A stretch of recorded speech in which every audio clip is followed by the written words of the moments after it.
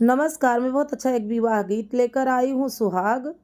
हंसी हंसी दुल्हे अरे बीरे बात मावई जी, रूठली दुल्हना रानी बीरवान तामई जी।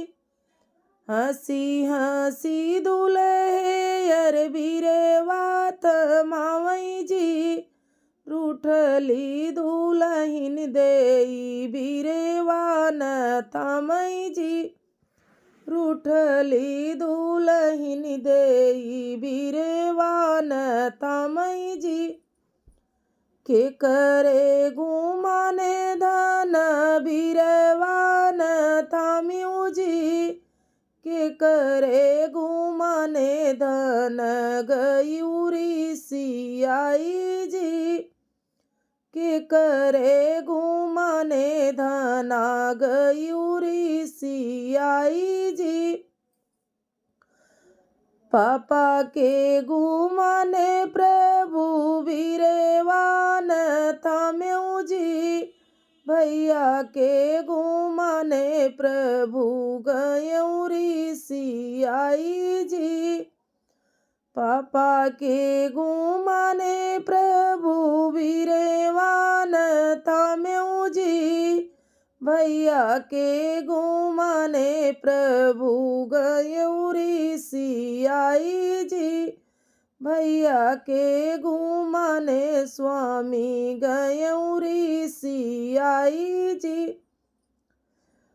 पापा क गुमान धन आजू भर के बाटे जी, हमरा गुमान धना जिंदगी बीतावई जी। हमरा गुमान धना जिंदगी बीतावई जी।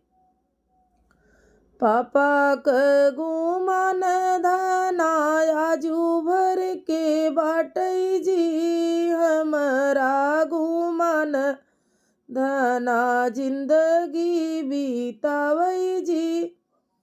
भैया क गुमान धना दुई चारी दिन जी, हमरा गुमान धना जिंदगी सहारा जी।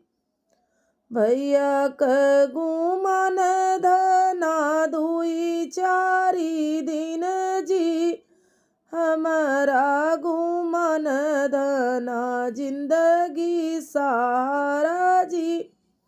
हमरा गुमान धना जिंदगी सहारा जी।